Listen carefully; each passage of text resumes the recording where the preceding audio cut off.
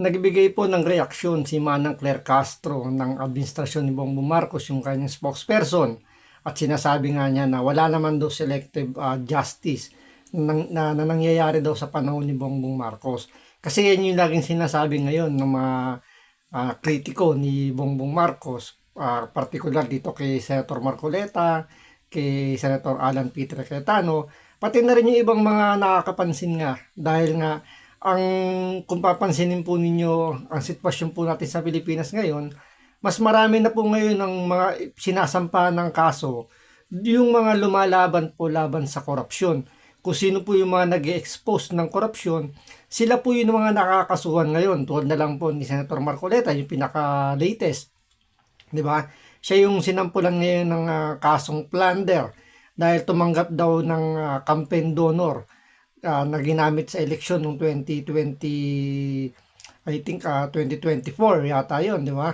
So, yung mga kontraktor, yung mga kongresista, yung mga cabinet secretary na may involvement din pagdating sa flood control, malaya pa pong nakakakilos, malaya pa pong nakakagala dahil hindi nga po sila hinahabol ng batas ni Bongbong Marcos.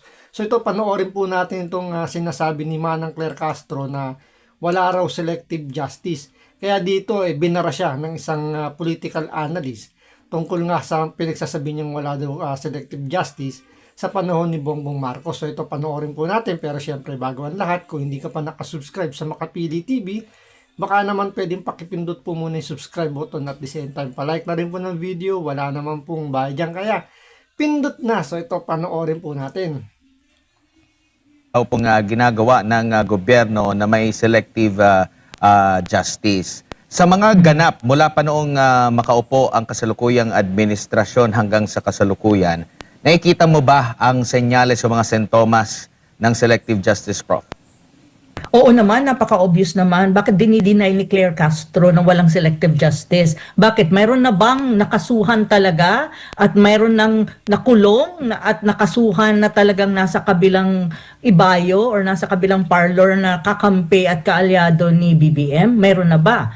Kasi kung meron na, then fair enough. They can actually say na walang tinatawag na selective justice or walang tinatarget na mga kritiko ng current government ang current government. Pero look at what is happening in the country. They're actually weaponizing the justice system against the critics, political opponents of the current administration of BBM. Tignan mo naman, Martin Romualdez, asan na ang kaso kay Martin Romualdez? Hanggang ngayon sinasabi they are trying to build the case. How far would it go? How long it will take? Since last year until now? And then what else?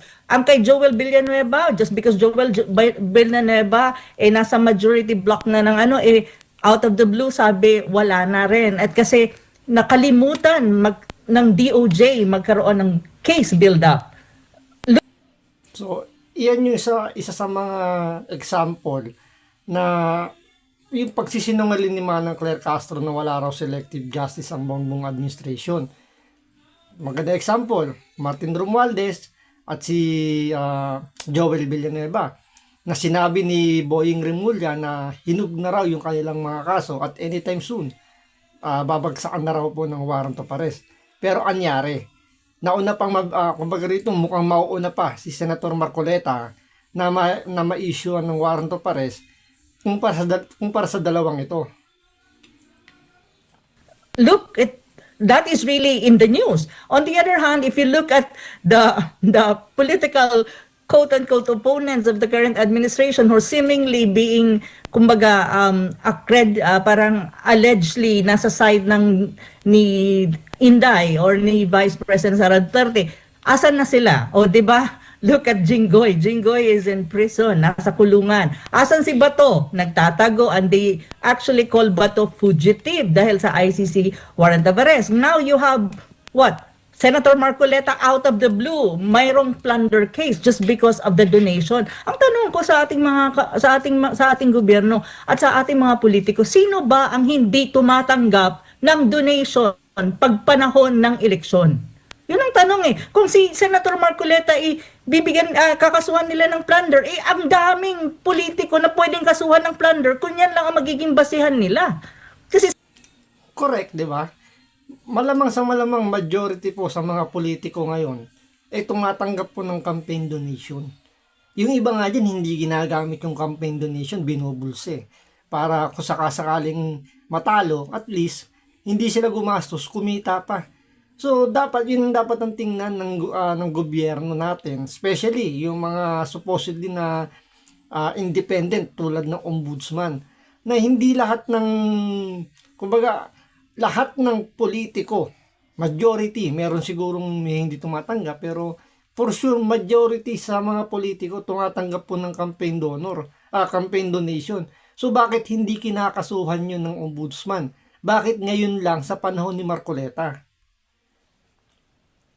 Kasi sa dami ng politiko natin na mga korap, sa dami ng politiko natin na tumatanggap ng limpak-limpak na salapi during election to fund their election campaign, why the hell is just one person being persecuted at the moment? That's political persecution really, because if you don't want to be selective about these things, then isa-isahin mo ang bawat politiko na nanghihingi ng pera kapag eleksyon. Kasi alam mo, itong mga bagay sa eleksyon, itong mga pagpa-fundraise at pagdodonate ng mga tao sa mga politiko, limpak na salapian, hindi yan, common yan sa Pilipinas. At ngayon lang ako nakakita na kinasuhan ng isang senador dahil may nag-donate sa kanya. At they're trying to justify it sa DOJ at saka ng ombudsman. Sa entire history ng eleksyon sa Pilipinas, so far, wala pang ganito. Ngayon lang. Dahil ginigipit talaga nila si Senator Marcoleta dahil dyan sa flood control investigation nung siya ay head pa ng Blue Ribbon Committee, and even during the time that Cayetano was the Senate President, well, he was the Vice President of the Blue Ribbon Committee. And ngayon, biglang, may plunder case na upcoming, na ang balita ko, I'm not sure if this is a verified information, that within this week, baka i-file nila yan. Ngayon, may... For sure yan. Lalabas po ang warrant of arrest ni Senator Marcoleta by next week yan. So, baka nga ngayon pang I think bago mag-Friday yan. Hindi lalabas na warrant of arrest dyan. Para nga naman walang opisina ng Sabado tsaka Linggo. So, kung sakasakaling mag-file ng petition for bail, at least, di ba, makukulong muna si Marcoleta ng 2 araw. Yan talaga nagiging diskarte ng mga nagsiserve ng warrant of arrest. So, expect na po natin yan at ini-expect na rin yan ni Senator Marcoleta. At saka sinasabi nga rin dito na talagang first time in the history of the Philippines. Lahat first time, pati yung pagnanakaw ng napakalaking halaga. First time niya sa Pilipinas. Yung pagkuha ng pondo ng PhilHealth, first time din yan. Di ba? Yung pagkuha ng pondo ng PDIC, first time din yan nangyari. Lahat nangyari sa panahon ni Bongbong Marcos. Lahat ng mga kaya nilang baliin, binabali nila para sila yung makinabang. May rally ang INC. Well, I agree with that, and I am with them. I stand with them. Kasi this is not anymore about just the administration. It's really all about accountability and transparency. Maliwanag yan. Maraming nangyayaring massive corruption in government na hanggang ngayon wala talagang accountability. Ang sinabi nila, ang mastermind, si Martin Romualdez. Asan si Martin Romualdez at the moment? Enjoying his time in Tacloban City. Asan na yung accountability doon? Sinasabi nila, even si BBM at saka yung administration, they pointed out at Martin Romualdez, but now Martin Romualdez is out there. Walang kaso, walang ebidensya daw, or walang case build-up. So what is it really? Claire Castro, is it not a selective justice? Ano yung tawag mo doon? Diyos ko na. Siyempre, pagka si Bongbong Marcos ang tinanong mo at si Manang Claire Castro, lahat, wala silang dyan, walang selective justice, walang korupsyon sa kanila. Ang korupsyon nandito kay La Duterte. So, mas malupit pa to kay Pinoy. Kung kay Pinoy, kahit papaano, although hindi naman ina-admit, pero alam niyang may korupsyon sa kanyang administrasyon. Pero kay Bongbong Marcos, wala silang nakikitang korupsyon. Lahat na lang ng nangyayari ngayon sa Pilipinas, kasalanan ng mga Duterte. Diyos ko naman, let's call a spade a spade. Opo, mas malinaw ba na pag sa mga kritiko ng administrasyon mabilis ang pag-build up ng kaso kumpara doon sa Sobrang mga linaw. Opo, tapos meron pang ano, Mas mabilis pa nga ata Admar sa speed train ng China nung ang bullet train. pag-build up nila ng Opo, kaso. pero meron pang isa kasi nung panahon na halimbawa yung mga ilang mga senador na di umano'y sangkot, no? Talagang kumpiyansa sila na merong matinding mga ebidensya, makapagpapatunay. Nung lumipat, biglang kulang pa daw yung ebidensya nung lumipat na ng kampo. Sinasabing mastermind. Mismo ang ombudsman ang nagsasabing mastermind. Itong si Speaker Romualdez, nabanggit mo nga, sinasabing binibuild up pa. Pero sa panig ng mga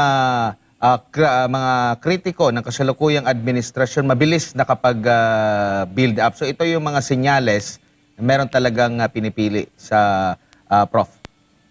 Oo naman, obvious naman. Sino ba ganito lang naman kasimple yan, mga kababayan, at kahit sinong Pilipino kahit sino pang Pilipino ang nakikinig, and may it be from the other side of the political fence or even on the side of Duterte, let's call a spade a spade. Yan ang totoo at yan ang nakikita ng maraming Pilipino talaga. Pag ang kritik, ang kanilang tinira, mabilis pa sa speed train ng China, mayroon ng kaso at kulong na agad, aresto na. Pero kapag nasa linya nila at kaalyado nila, sus Mariosep, parang prosesyon na pagkabagal-bagal, parang pagong na aabutin ka ng siyam-siyam before nila ma-build yung case. Pero ginagamit din nila ito actually as pressure points. Kasi look at Joel Villanueva. Before si Joel Villanueva nasa side ng Cayetano block, they already said na, anytime soon they will be filing a case against Senator Villanueva. Then, nung lumipat dun sa majority block, parang, no case at the moment. They're trying to build the case pa. At wala pang, it will take time to build the case and they will revisit the case and look at the evidences and blah, blah, blah. Anong tingin mo dun? Ano bang tingin ni Claire Castro sa mga tao? Bobo? Baka baliktad yun. Hindi kami bobo, for God's sake. Yun ang problema doon. Sa sobrang tigas ng muka, sobrang tigas ng panga ni Bongbong Marcos, pati si Manang Claire Castro, tumigas na rin yung panga at hindi niya nararamdaman na ang tingin sa kanya ng taong bayan, nagmumukha siyang bobo sa mga sinasabi niya. Andyan yung parating lagi niyang pinagmamalaki na malinis si Bongbong Marcos, sa administrasyon ni Bongbong Marcos walang nangyayaring ganyan. So kitang-kita naman talaga yung pagiging selective justice Tulad nga ni Martin Romualdez, yung pinakamagandang example nga dyan Last year pa yan sinasabi ni Boying Remulla na pahinog na raw yung mga kasong isasampa nila o yung nakasampang kaso kay Martin Romualdez. Anong nangyari? Hanggang ngayon nasa case build up pa rin sila. Si Joel Villanueva, sinabi hinog na raw yung kanyang kaso at anytime soon lalabasan na nga daw ng warrant of arrest. Nung lumipat, nung naghudas siya sa Cayetano Block, anyari, biglang back to zero yung kanyang kaso sa DOJ at sinasabi ng ombudsman na may kulang daw na ginawa yung DOJ kaya hindi raw nag-prosper yung binibuild up nilang kaso kay Joel Villanueva. Pero mamukat-mukat tayo, wala na pong kaso itong si Joel Villanueva na naghudas sa taong bayan. Kaya dito makikita talaga natin mga kababayan, yung selective justice, nandyan lang yan sa mga kalaban ni Bongbong Marcos. Mabilis pa nga daw sa bullet train ng China at mas mabilis pa sa alas 4 ng Pilipinas. So wag na po tayong mag-expect na may makukulong po sa mga administrasyon ni Bongbong Marcos. Ang makukulong po ngayon ay yung mga lumalaban sa korupsyon ni Bongbong Marcos. So hanggang dito lang po muna. Maraming salamat po sa panonood. Ingat po kayo lagi. God bless.